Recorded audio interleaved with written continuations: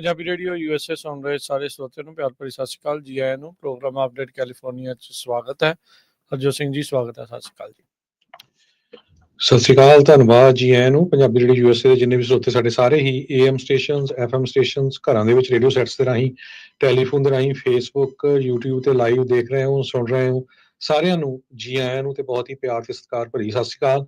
ਸਰੋਤਿਓ, ਅੱਜ ਜਨਵਰੀ ਦੀ 2 ਤਰੀਕ ਆ ਤੇ ਦਿਨ ਜਿਹੜਾ ਵੀਰਵਾਰ ਆ ਤੇ ਤੁਹਾਡੇ ਲਈ ਸ਼ਾਮ ਦਾ ਅਪਡੇਟ ਕੈਲੀਫੋਰਨੀਆ ਪ੍ਰੋਗਰਾਮ ਲੈ ਕੇ ਹਾਜ਼ਰ ਹੋਏ ਆ। ਪ੍ਰੋਗਰਾਮ ਨੂੰ ਸਪਾਂਸਰ ਕਰਦੇ ਨੇ ਖਾਲਸਾ ਇੰਸ਼ੋਰੈਂਸ ਏਜੰਸੀ, ਜਿਨ੍ਹਾਂ ਦੇ ਕੋਲੋਂ ਹਰ ਇੱਕ ਤਰੀਕੇ ਦੀ ਇੰਸ਼ੋਰੈਂਸ ਕਰਵਾ ਸਕਦੇ ਹੋ। ਇੰਸ਼ੋਰੈਂਸ ਬਾਰੇ ਪਤਾ ਕਰਨ ਲਈ ਕਾਲ 408-272-2500। ਟਰਕੀਆਨਾ immigration law firm, US immigration ਦਾ ਹੋਵੇ ਕਿਸੇ ਵੀ ਤਰੀਕੇ ਦਾ ਕੰਮ, ਕਾਲ ਅਟਰਨੀ ਜੇ ਟਰਕੀਆਨਾ 415-909-0503। Gurbachan Singh Nagra Sacramento, Sarabjit Singh Kulwinder Kaur Dhoot Yuba City, Gurdev Singh Sohal Antelope, Kamaljit Singh Daulatpuria Manteca, Bisla ਪਰਿਵਾਰ ਫਰਜ਼ਨੋ, ਗੁਰਸਾਹਿਬ ਸਿੰਘ ਬੇਕਰਸਫੀਲਡ। ਇਹਨਾਂ ਸਾਰਿਆਂ ਦਾ ਧੰਨਵਾਦ। ਜੇ ਤੁਸੀਂ ਵੀ ਇਸ ਪ੍ਰੋਗਰਾਮ ਨੂੰ ਸਪਾਂਸਰ ਕਰਨਾ ਚਾਹੁੰਦੇ ਹੋ, ਸੰਪਰਕ ਕਰ ਸਕਦੇ ਹੋ 408-722-7698। ਜੀ, ਅੱਜ ਦੀਆਂ ਖਬਰਾਂ ਵੱਲ ਚੱਲੀਏ ਤੇ ਕੈਲੀਫੋਰਨੀਆ ਦਾ ਜਿਹੜਾ ਫ੍ਰਿਜ਼ਨੋ ਵਾਲਾ ਇੰਟਰਨੈਸ਼ਨਲ ਏਅਰਪੋਰਟ ਹੈਗਾ ਆ, ਉੱਥੇ ਸਵੇਰੇ ਉਸ ਨੂੰ ਅਵੈਕੂਏਟ ਕੀਤਾ ਗਿਆ ਹੈਗਾ।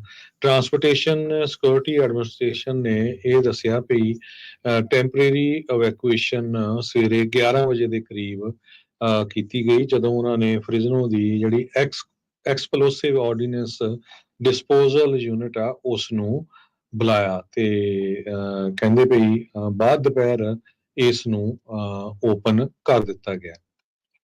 ਜੀ, ਇਸੇ ਤਰੀਕੇ ਦੇ ਨਾਲ ਇੱਕ ਹੋਰ ਹਵਾਈ ਹਾਦਸਾ ਫੁਲਰਟਨ ਮੁਨਿਸਪਲ ਏਅਰਪੋਰਟ ਦੇ ਨਜ਼ਦੀਕ ਵਾਪਰਿਆ, ਜਿੱਥੇ ਫੁਲਰਟਨ ਦੇ ਇੱਕ ਵੇਅਰ ਹਾਊਸ ਦੇ ਵਿੱਚ ਛੋਟਾ ਜਹਾਜ਼ ਜਿਹੜਾ ਉਹ ਕ੍ਰੈਸ਼ ਹੋ ਗਿਆ। ਉਸ ਵੇਅਰ ਹਾਊਸ 'ਚ ਕੰਮ ਕਰ ਰਹੇ ਲੋਕ ਤੇ ਜਹਾਜ਼ 'ਚ ਸਵਾਰ ਲੋਕਾਂ ਦੇ ਵਿੱਚੋਂ 2 ਜਾਣਿਆਂ ਦੀਆਂ ਮੌਤਾਂ ਤੇ 18 ਜਾਣੇ ਜਿਹੜੇ ਆ ਉਹ ਜ਼ਖਮੀ ਹੋਏ ਦੱਸੇ ਜਾ ਰਹੇ ਨੇ। ਇਹ ਕੈਲੀਫੋਰਨੀਆ ਦੇ ਵਿੱਚ ਇੱਕ ਸ਼ਹਿਰ ਹੈਗਾ ਆ ਫੁਲਰਟਨ, ਜਿੱਥੇ ਇਹ ਸਾਰਾ ਕੁਛ ਵਾਪਰਿਆ। ਸਿੰਗਲ ਇੰਜਨ ਏਅਰਕ੍ਰਾਫਟ ਸੀਗਾ, ਕਮਰਸ਼ੀਅਲ ਬਿਲਡਿੰਗ ਸੀਗੀ ਇਹ ਜਿਹੜਾ ਵੇਅਰ ਹਾਊਸ ਸੀ ਜਿੱਥੇ ਇਹ ਹਾਦਸਾ ਵਾਪਰਿਆ ਆ। ਉਸ ਤੋਂ ਬਾਅਦ ਦੇ ਵਿੱਚ ਕਹਿੰਦੇ ਇਵੈਕੂਏਸ਼ਨ ਆਰਡਰ ਜਾਰੀ ਕਰਨੇ ਪਏ। ਫਰਨੀਚਰ ਮੈਨੂਫੈਕਚਰਿੰਗ ਕੰਪਨੀ ਉਸ ਐਡਰੈਸ ਦੇ ਉੱਤੇ ਜਿਹੜੀ ਉਹ ਪੇਸ਼ ਹੁੰਦੀ ਹੈ। ਇਹ 25 ਮੀਲ ਦੂਰ ਆ ਲਾਸ ਐਂਜਲਸ ਦੇ ਇਲਾਕੇ ਤੋਂ, ਤੇ ਦੁਪਹਿਰ ਨੂੰ ਉੱਥੇ 2 ਵਜੇ ਦੁਰਘਟਨਾ ਜਿਹੜੀ ਵਾਪਰੀ ਹੈਗੀ ਆ।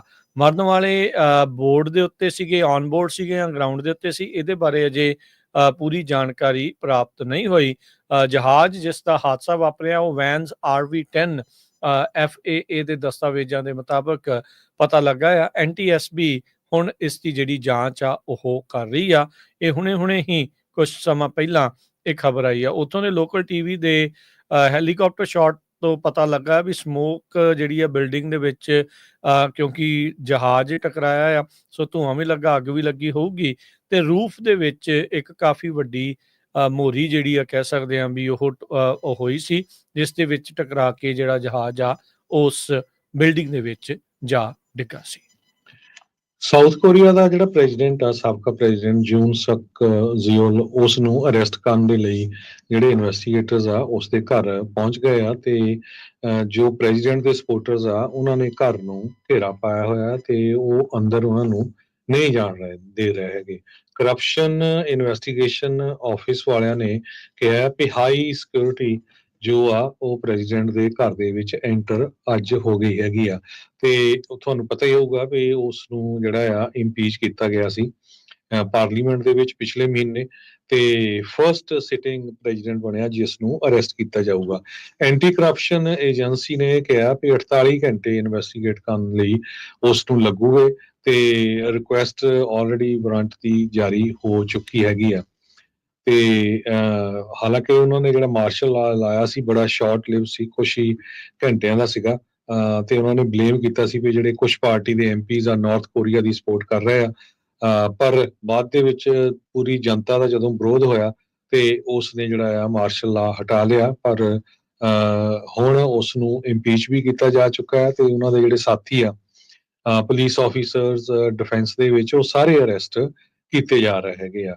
250 ਦੇ ਕਰੀਬ ਪੁਲਿਸ ਆਫੀਸਰਸ ਜਿਹੜੇ ਪ੍ਰੈਜ਼ੀਡੈਂਟ ਜੂਨ ਦੇ ਸਪੋਰਟਰਸ ਆ ਉਹਨਾਂ ਨੂੰ ਰਿਮੂਵ ਕਰਨ ਦੇ ਲਈ ਆਲਰੇਡੀ ਉੱਥੇ ਪਹੁੰਚ ਚੁੱਕੇ ਹੈਗੇ ਆ। ਜੀ, ਕੈਲੀਫੋਰਨੀਆ ਦੇ ਵਿੱਚ ਇੱਕ ਨਵੇਂ ਕਾਨੂੰਨ ਦੇ ਤਹਿਤ ਜਿਹੜੇ ਲੋਕ $63,000 ਸਾਲਾਨਾ ਤੋਂ ਘੱਟ ਕਮਾਉਂਦੇ ਆ ਵਰਕਰ, ਜੇ ਉਹ ਹੁਣ ਲੀਵ ਲੈਂਦੇ ਨੇ, ਖਾਸ ਕਰਕੇ ਜੇ ਕਿਸੇ ਦੇ ਬੱਚਾ ਹੋਇਆ ਆ ਜਾਂ ਸਿਕ ਲੀਵ ਆ, ਉਹਨਾਂ ਦਾ ਹੁਣ ਉਹਨਾਂ ਨੂੰ 70% ਦੀ ਬਜਾਏ 90% ਮੁਆਵਜ਼ਾ ਇੱਕ ਹਿਸਾਬ ਦੇ ਨਾਲ ਮਿਲੂਗਾ। ਨਿਊ ਚਾਈਲਡ ਜਾਂ ਸਿਕ ਫੈਮਿਲੀ ਮੈਂਬਰ ਦੀ ਟੇਕ ਕੇਅਰ ਕਰਨ ਦੇ ਲਈ ਜੇ ਕੋਈ ਪੇਡ ਫੈਮਿਲੀ ਲੀਵ ਲੈ ਰਿਹਾ ਹੈਗਾ ਆ। 1 ਜਨਵਰੀ 2025 ਤੋਂ ਬਾਅਦ ਦੇ ਵਿੱਚ ਜਿੰਨੇ ਵੀ ਕਲੇਮ ਫਾਈਲ ਕੀਤੇ ਜਾਣਗੇ, ਉਹਨਾਂ ਨੂੰ ਅੱਗੇ 70% ਵੇਜ ਮਿਲਦੀ ਸੀ, ਉਹ ਥ੍ਰੈਸ਼ਹੋਲਡ ਨੂੰ ਵਧਾ ਕੇ ਹੁਣ 90% ਵੇਜ ਕਰ ਦਿੱਤਾ ਗਿਆ ਆ। ਸੈਨੇਟ ਬਿੱਲ 951 ਤੋਂ ਬਾਅਦ ਦੇ ਵਿੱਚ ਇਹ ਜਿਹੜੇ ਚੇਂਜਿਸ ਆ ਉਹ ਆਏ ਨੇ। ਪਤਾ ਹੀ ਆ ਵੀ ਕੈਲੀਫੋਰਨੀਆ ਦੇ ਵਿੱਚ ਅਫੋਰਡੇਬਿਲਟੀ ਇੱਕ ਵੱਡਾ ਕਾਰਨ ਬਣੀ ਆ। ਇਸ ਬਿੱਲ ਨੂੰ ਲਿਆਉਣ ਵਾਲੀ ਸੈਨੇਟਰ ਮਰੀਆ ਅਲੀਨਾ ਡੁਰਾਜ਼ੋ ਲਾਸ ਐਂਜਲਸ ਤੋਂ, ਉਹਨਾਂ ਨੇ ਕਿਹਾ ਵੀ ਅਸੀਂ ਇਸ ਦੇ ਨਾਲ ਲੋਕਾਂ ਨੂੰ ਆਪਣੀ ਵਿੱਤ ਦੇ ਵਿੱਚ ਰਹਿੰਦੇ ਹੋਏ ਈਵਨ ਉਹਨਾਂ ਨੂੰ ਪਰਿਵਾਰਕ ਮੈਂਬਰ ਨੂੰ ਜਾਂ ਨਵੇਂ ਬੱਚੇ ਨੂੰ ਸਾਂਭਣ ਦੇ ਲਈ ਛੁੱਟੀ ਚਾਹੀਦੀ ਆ, ਚਾਈਲਡ ਬਰਥ ਦੇ ਲਈ ਚਾਹੀਦੀ ਆ, ਪ੍ਰੈਗਨੈਂਸੀ ਦੇ ਲਈ ਚਾਹੀਦੀ ਆ, ਇਲਨੈਸ ਜਾਂ ਇੰਜਰੀ ਦੇ ਲਈ ਚਾਹੀਦੀ ਆ, ਤਾਂ ਐਟਲੀਸਟ ਉਹ ਗੁਜ਼ਾਰਾ ਕਰ ਸਕਣ। ਸੋ SB 951 ਦੇ ਤਹਿਤ 1 ਜਨਵਰੀ 2025 ਤੋਂ ਬਾਅਦ, ਯਾਨੀ ਕਿ ਜਿਹੜਾ ਲੰਘ ਚੁੱਕਾ ਕੱਲ, ਉਸ ਤੋਂ ਬਾਅਦ ਜੇ ਕੋਈ ਪੇਡ ਸਿਕ ਲੀਵ ਦੇ ਲਈ ਸਰਕਾਰ ਦੇ ਤਹਿਤ ਅਪਲਾਈ ਕਰਦਾ ਆ ਤਾਂ ਉਹਨਾਂ ਨੂੰ 90% ਤੱਕ ਉਹਨਾਂ ਦੀ ਵੇਜ ਆ ਉਹ ਹੁਣ ਮਿਲ ਸਕੇਗੀ। ਜੀ, 2 ਜਣਿਆਂ ਦੀ ਮੌਤ ਹੋ ਚੁੱਕੀ ਆ ਤੇ 18 ਜਣੇ ਬੁਰੀ ਤਰ੍ਹਾਂ ਫੱਟੜ ਹੋਏ ਆ ਜਦੋਂ ਇੱਕ ਛੋਟਾ ਪਲੇਨ ਕੈਲੀਫੋਰਨੀਆ ਦੇ ਵਿੱਚ ਇੱਕ ਬਿਲਡਿੰਗ ਦੀ ਛੱਤ ਨੂੰ ਜਾ ਕੇ ਟਕਰਾ ਗਿਆ। ਫੁਲਰਟਨ ਪੁਲਿਸ ਤੇ ਫਾਇਰ ਪਰਸਨਲਸ ਉੱਥੇ ਪਹੁੰਚੇ ਤੇ ਫੁਲਰਟਨ ਪੁਲਿਸ ਡਿਪਾਰਟਮੈਂਟ ਦੇ ਸਪੋਕਸਪਰਸਨ ਕ੍ਰਿਸਟੀ ਵੈਲਜ਼, ਉਹਨਾਂ ਨੇ ਇਹ ਦੱਸਿਆ ਵੀ ਜੋ ਇਹ ਇਨਸੀਡੈਂਟ ਵਾਪਰੀ ਹੈਗੀ ਆ ਅੰਡਰ ਇਨਵੈਸਟੀਗੇਸ਼ਨ ਹੈਗੀ ਆ। ਸਿਰਫ ਅੱਧਾ ਮੀਲ ਫੁਲਰਟਨ ਮਿਊਨਿਸਪਲ ਏਅਰਪੋਰਟ ਤੋਂ ਦੂਰ ਇਹ ਐਕਸੀਡੈਂਟ ਵਾਪਰਿਆ। 10 ਲੋਕਾਂ ਨੂੰ ਟਰਾਂਸਪੋਰਟ ਕੀਤਾ ਗਿਆ ਹਸਪਤਾਲ ਦੇ ਵਿੱਚ ਤੇ 8 ਜਿਹੜੇ ਆ ਟ੍ਰੀਟ ਕਰਕੇ ਉਹਨਾਂ ਨੂੰ ਘਰ ਭੇਜ ਦਿੱਤਾ ਗਿਆ, ਜੋ ਪੁਲਿਸ ਡਿਪਾਰਟਮੈਂਟ ਨੇ ਐਕਸ ਦੇ ਉੱਤੇ ਲਿਖਿਆ ਹੈਗਾ। 2 ਜਣਿਆਂ ਦੀ ਜਿਹੜੀ ਮੌਤ ਆ ਉਹ ਹੋ ਚੁੱਕੀ ਆ। ਕੈਸ਼ ਜਦੋਂ ਕ੍ਰੈਸ਼ ਹੋਇਆ ਉਸ ਤੋਂ ਬਾਅਦ 4 ਅਲਾਰਮ ਫਾਇਰ ਤੇ massive response from fire fighters ਤੇ ਪੁਲਿਸ ਡਿਸਪੈਚ ਕੀਤਾ ਗਿਆ। US ਦੇ ਰਿਪਰੈਜ਼ੈਂਟੇਟਿਵ ਲਾਊ ਕੋਰਾ, ਜੋ ਔਰੇਂਜ ਕਾਉਂਟੀ ਨੂੰ ਰਿਪਰੈਜ਼ੈਂਟ ਕਰਦੇ ਆ, ਉਹਨਾਂ ਨੇ ਇਹ ਕਿਹਾ ਆ ਵੀ ਇੱਕ ਫਰਨੀਚਰ ਮੈਨੂਫੈਕਚਰਿੰਗ ਦੀ ਜਿਹੜੀ ਬਿਲਡਿੰਗ ਆ ਉਹਦੇ ਵਿੱਚ ਇਹ ਜਹਾਜ਼ ਕ੍ਰੈਸ਼ ਕੀਤਾ ਹੈਗਾ। ਫੈਡਰਲ ਐਵੀਏਸ਼ਨ ਐਡਮਿਨਿਸਟ੍ਰੇਸ਼ਨ ਨੇ ਇਹ ਦੱਸਿਆ ਵੀ ਸਿੰਗਲ ਇੰਜਨ ਬੈਨਜ਼ RB-10 ਇਹ ਜੋ ਪਲੇਨ ਸੀਗਾ ਤੇ FAA ਤੇ ਨੈਸ਼ਨਲ ਟਰਾਂਸਪੋਰਟੇਸ਼ਨ ਸੇਫਟੀ ਬੋਰਡ ਇਸ ਨੂੰ ਹੁਣ ਇਨਵੈਸਟੀਗੇਟ ਕਰ ਰਹੇ ਹੈਗੇ ਆ। ਫੁਲਰਟਨ ਡਾਊਨਟਾਊਨ ਲਾਸ ਐਂਜਲਸ ਤੋਂ 30 ਮੀਲ ਸਾਊਥ ਈਸਟ ਵੱਲ ਹੈਗਾ। ਜੀ, ਸੀਅਰਾ ਨੇਵਾਡਾ ਦਾ ਸਨੋ ਪੈਕ ਦੀ ਜਿਹੜੀ ਮੈਜਰਮੈਂਟ ਆ ਉਹ ਜਿਹੜੀ ਉਹ ਹੋਈ ਹੈਗੀ ਆ, ਐਵਰੇਜ ਦੇ ਨਾਲੋਂ ਵੱਧ ਆંકੜੇ ਜਿਹੜੇ ਉਹ ਆਏ ਆ। ਸੋ ਕਹਿੰਦੇ ਵੀ ਇਹ ਸਾਲ ਦੀ ਸ਼ੁਰੂਆਤ ਦੇ ਲਈ ਇੱਕ ਸ਼ੁਭ ਸ਼ਗਨ ਹੈਗਾ ਆ। ਨਦਰਨ ਕੈਲੀਫੋਰਨੀਆ ਦੇ ਵਿੱਚ ਸਨੋ ਤੇ ਰੇਨ ਦੇ ਚੱਲਦਿਆਂ ਇਹ ਸਨੋ ਪੈਕ ਬੈਟਰ ਆਇਆ ਹੈਗਾ ਆ। ਤਕਰੀਬਨ 100 ਤੇ 8% ਆਪਣੀ ਹਿਸਟੋਰਿਕ ਐਵਰੇਜ ਦੇ ਨਾਲੋਂ ਵੱਧ ਜਿਹੜਾ ਸਨੋ ਦਾ ਲੈਵਲ ਆਇਆ ਆ। April ਦੇ ਵਿੱਚ ਜਦੋਂ ਸਾਰੀ ਤਕਰੀਬਨ ਸਨੋ ਪੈ ਚੁੱਕੀ ਹੁੰਦੀ ਆ, ਉਸ ਦੇ ਮੁਕਾਬਲੇ ਅਜੇ ਸਿਰਫ 30% ਤੇ ਜਿਹੜਾ ਉਹ ਨਜ਼ਰ ਆ ਰਿਹਾ ਆ। ਪਰ ਉਮੀਦ ਆ ਵੀ ਆਉਂਦੇ ਦਿਨਾਂ ਦੇ ਵਿੱਚ, ਆਉਂਦੇ ਮਹੀਨਿਆਂ ਦੇ ਵਿੱਚ ਹੋਰ ਵੀ ਜ਼ਿਆਦਾ ਬਰਫ਼ਬਾਰੀ ਹੋਊਗੀ ਤੇ ਜਿਹੜਾ ਸਨੋ ਪੈਕ ਵਧੇਗਾ। ਕੈਲੀਫੋਰਨੀਆ ਦੇ ਵਿੱਚ ਜਿਹੜੇ ਰੈਜ਼ਰਵਾਇਰਸ ਆ ਉਹ ਆਪਣੀ ਹਿਸਟੋਰਿਕ ਐਵਰੇਜ ਦੇ ਨਾਲੋਂ ਵੱਧ ਭਰੇ ਹੋਏ ਨੇ, 121% ਦੇ ਉੱਤੇ ਚੱਲ ਰਹੇ ਨੇ ਜਿਹੜੀ ਅਰਲੀ ਜਨਵਰੀ ਕਪੈਸਿਟੀ ਆ ਉਸ ਦੇ ਮੁਕਾਬਲੇ। ਤਕਰੀਬਨ 3 ਮਹੀਨੇ ਦਾ ਹੋਰ ਵਕਤ ਪਿਆ ਆ ਕੈਲੀਫੋਰਨੀਆ ਦੇ ਵੈਦਰ ਦੇ ਹਿਸਾਬ ਦੇ ਨਾਲ, ਜਦ ਸਨੋ ਤੇ ਰੇਨ ਪੈ ਸਕਦੀ ਆ। ਅਪ੍ਰੈਲ ਮਹੀਨੇ ਦੇ ਵਿੱਚ ਯੂਜਲੀ ਇਹ ਜਿਹੜਾ ਮੀਂਹ ਦਾ ਦੌਰ ਆ ਉਹ ਖਤਮ ਹੋ ਜਾਂਦਾ ਆ। ਪਰ ਸਦਰਨ ਕੈਲੀਫੋਰਨੀਆ ਦੇ ਵਿੱਚ ਅਨਯੂਜੂਅਲ ਡਰਾਈਨੈਸ ਜਿਹੜੀ ਆ ਉਹ ਦੇਖੀ ਗਈ ਆ।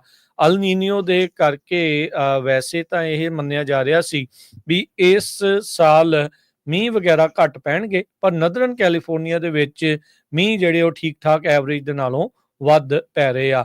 ਸ਼ਾਸਤਾ ਜਿਹੜਾ ਕਿ ਕੈਲੀਫੋਰਨੀਆ ਦਾ ਸਭ ਤੋਂ ਵੱਡਾ ਰੈਜ਼ਰਵਾਇਰ ਆ, ਉਹ 77% ਫੁੱਲ ਹੈਗਾ ਆ। ਔਰੋਵਿਲ ਜਿਹੜਾ ਬਿਊਟ ਕਾਉਂਟੀ 'ਚ ਆ ਉਹ 68% ਭਰਿਆ ਆ। ਸੈਨ ਲੂਇਸ ਰੈਜ਼ਰਵਾਇਰ ਜਿਹੜਾ ਗਿਲਰੋਏ ਦੇ ਲਾਗੇ 152 ਤੇ ਆ, ਉਹ 69 ਪਰਸੈਂਟ ਜਿਹੜਾ ਇਸ ਟਾਈਮ ਫੁੱਲ ਜਿਹੜਾ ਉਹ ਦੇਖਿਆ ਜਾ ਰਿਹਾ ਆ।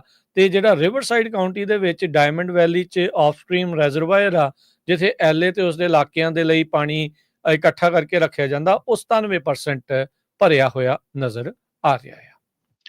ਅਮਰੀਕਾ ਦੇ ਵਿੱਚ ਤੇ ਖਾਸ ਕਰਕੇ ਕੈਲੀਫੋਰਨੀਆ ਦੇ ਵਿੱਚ ਆਂਡਿਆਂ ਦੀ ਇਸ ਟਾਈਮ ਬਹੁਤ ਘਾਟ ਆ। ਕਿਸੇ ਟਾਈਮ ਦੇ ਉੱਤੇ ਕਹਿੰਦੇ ਵੀ 78 ਸੈਂਟ ਨੂੰ ਵਿਕਣ ਵਾਲੇ ਆਂਡੇ ਹੁਣ $9 ਪਰ ਡਜ਼ਨ ਵਿਕ ਰਹੇ ਹੈਗੇ ਆ।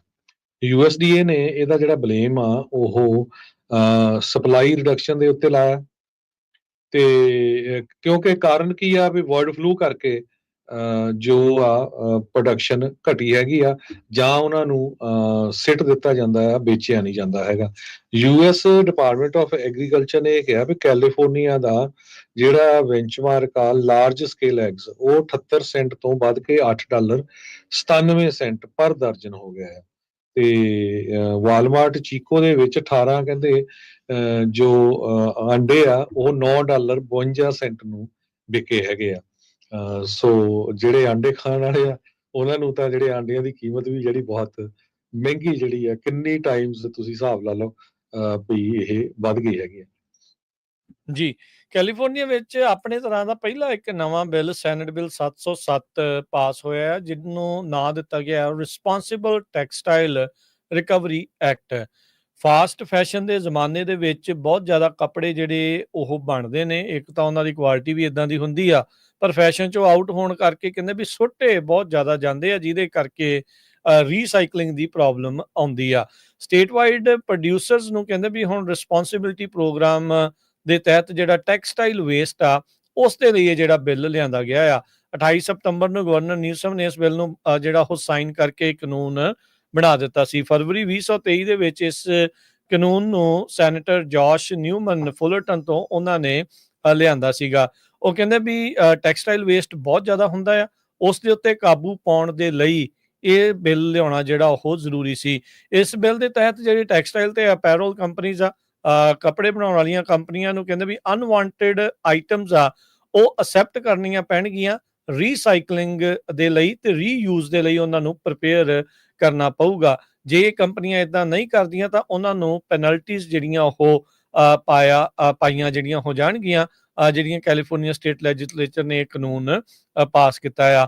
ਇਸ ਬਿੱਲ ਦੇ ਤਹਿਤ ਜਿਹੜੀਆਂ ਟੈਕਸਟਾਈਲ ਕੰਪਨੀਜ਼ ਆ ਉਹਨਾਂ ਨੂੰ ਇਹ ਵੀ ਰਿਕੁਆਇਰਮੈਂਟ ਬਣਾਈ ਗਈ ਆ ਵੀ ਇੱਕ ਪ੍ਰੋਡਿਊਸਰ ਰਿਸਪੌਂਸਿਬਿਲਿਟੀ ਆਰਗੇਨਾਈਜੇਸ਼ਨ 1 ਜੁਲਾਈ 2026 ਤੱਕ ਬਣਾਈ ਜਾਵੇ, ਜਿਹੜੀ ਕਿ ਸਾਈਟਸ ਦੇ ਉੱਤੇ ਕ੍ਰੀਏਟ ਕਰੇ collection sites, drop of locations ਤੇ ਮੇਲ ਬੈਕ ਪ੍ਰੋਗਰਾਮਸ ਕੰਜ਼ਿਊਮਰ ਆਈਟਮ ਦੇ। ਹੁਣ ਕਿਉਂਕਿ ਆਪਾਂ ਆਪਣੇ ਵੀ ਜਿਹੜੇ ਲੋਕ ਆ ਜਦੋਂ ਵਰਤ ਲੈਂਦੇ ਆ, ਜਾਂ ਜਿਹੜਾ ਕੋਈ ਵਾਧੂ ਆ ਜਾਂਦਾ ਜਾਂ ਖਰਾਬ ਆ ਜਾਂ ਨਹੀਂ ਪਸੰਦ, ਉਹ ਆਪਾਂ ਸਿੱਟ ਦਿੰਦੇ ਆ ਤੇ ਉਹ ਐਂਚੁਰੀ ਕੂੜੇ ਕਰਕਟ 'ਚ ਜਾਂਦਾ ਆ।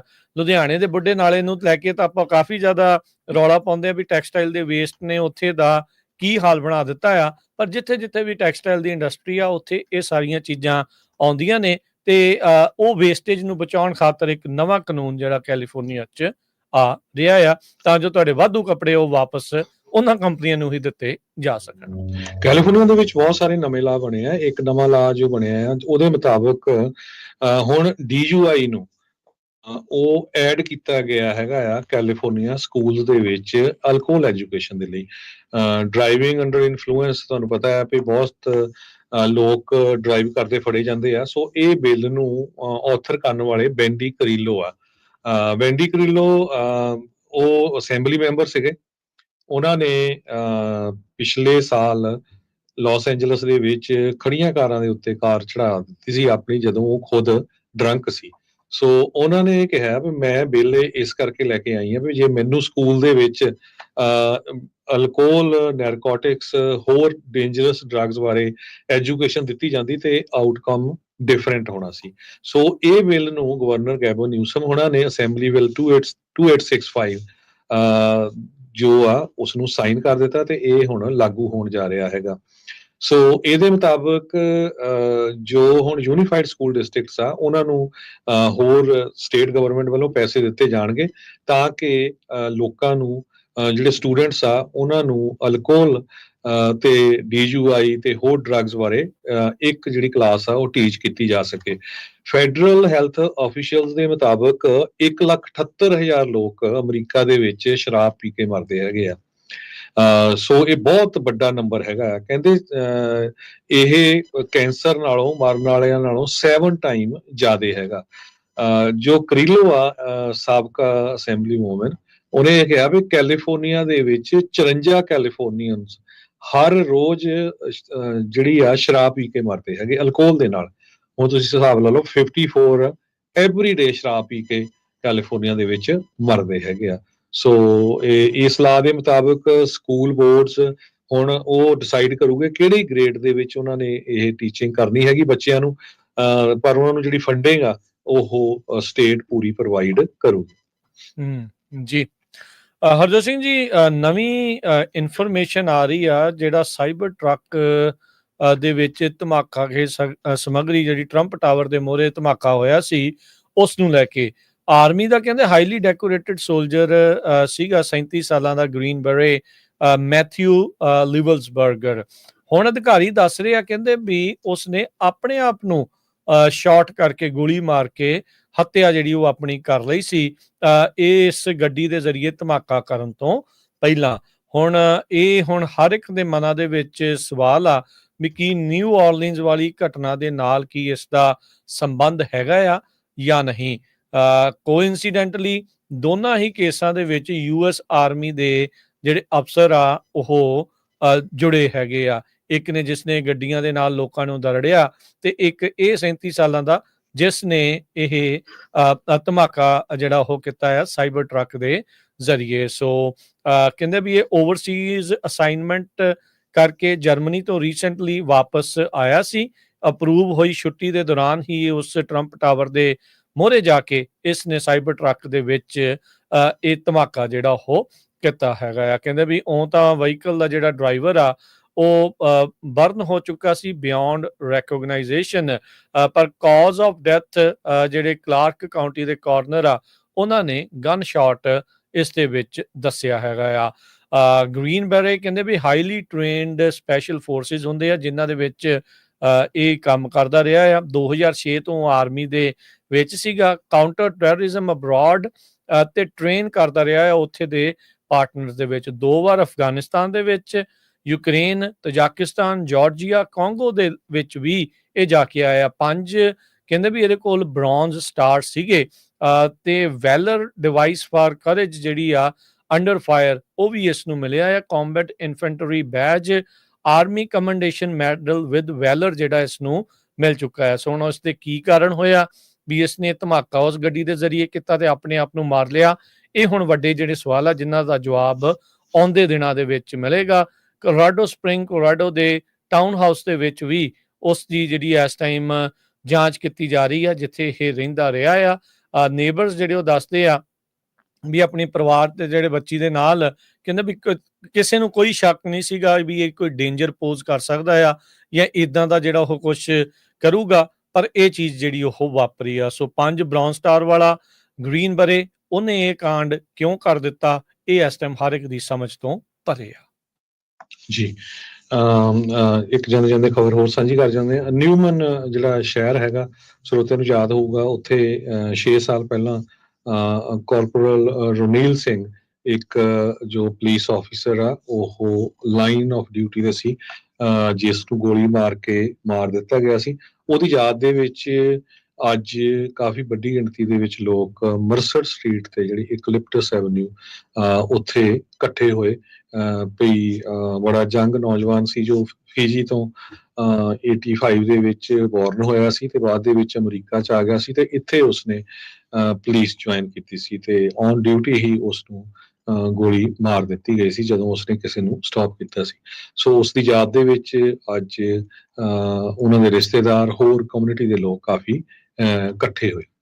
ਜੀ, ਜਾਣਿਆਂ ਦੇ ਮਾਰਕੀਟਸ ਦਾ ਹਾਲ ਦੱਸ ਦਈਏ। ਡਾਓ ਜੋਨ ਸਾਲ ਦੀ ਸ਼ੁਰੂਆਤ ਦੇ ਵਿੱਚ 152 ਪੁਆਇੰਟ ਘਟ ਕੇ 42,392 ਤੇ ਬੰਦ ਹੋਇਆ। S&P 13 ਪੁਆਇੰਟ ਘਟ ਕੇ 5868, ਨੈਸਡੈਕ 30 ਪੁਆਇੰਟ ਘਟ ਕੇ 19,281। ਸੋਨੇ ਦਾ ਭਾਅ $2673 ਪ੍ਰਤੀ ਆਉਂਸ। ਕੱਚੇ ਤੇਲ ਦੀ ਕੀਮਤ ਇਹ ਵਧੀ ਆ $73 ਪ੍ਰਤੀ ਆਉਂਸ। ਇਹਦਾ ਪਤਾ ਸਾਰਿਆਂ ਨੂੰ ਲੱਗ ਰਿਹਾ ਹੋਣਾ ਹੈ ਗੈਸ ਸਟੇਸ਼ਨਾਂ ਦੇ ਉੱਤੇ। ਜਿਹੜੇ US ਦੇ 10 ਈਅਰ ਬੌਂਡਸ ਆ ਉਹ 4.56% ਦੇ ਉੱਤੇ ਰਹੇ ਆ। ਕ੍ਰਿਪਟੋ ਕਰੰਸੀ 'ਚ ਬਿਟਕੋਇਨ 96,868 ਤੇ ਇਥੀਰੀਅਮ 3400 ਤੇ $61 ਦੇ ਬਰਾਬਰ ਚੱਲ ਰਿਹਾ ਹੈ। $1 ਦੇ ਬਰਾਬਰ ਕੈਨੇਡਾ ਦੇ $1 ਤੇ 43 ਸੈਂਟ ਰਹੇ ਆ। $1 ਦੇ ਬਰਾਬਰ ਪਾਕਿਸਤਾਨ ਦੇ $277 ਤੇ 23 ਪੈਸੇ ਤੇ $1 ਦੇ ਬਰਾਬਰ ਇੰਡੀਆ ਦੇ $85 ਤੇ 80 ਪੈਸੇ। ਇੱਥੇ ਪ੍ਰੋਗਰਾਮ ਦੀ ਸਮਾਪਤੀ ਮੇਰੇ ਰਾਜਕਨਵੀਰ ਸਿੰਘ ਵੱਲੋਂ ਤੇ ਹਰਜੋਤ ਸਿੰਘ ਵੱਲੋਂ ਪਿਆਰ ਭਰੀ ਸਤਿ ਸ਼੍ਰੀ ਅਕਾਲ। ਜਿਉਂਦੇ ਰਹੋ, ਰਸਤੇ ਰਿਵਾਜ ਤੇ ਖੇਲਦੇ ਰਹੋ, ਸੁਣਦੇ ਰਹੋ, ਦੇਖਦੇ ਰਹੋ ਪੰਜਾਬੀ ਰੇਡੀਓ USA।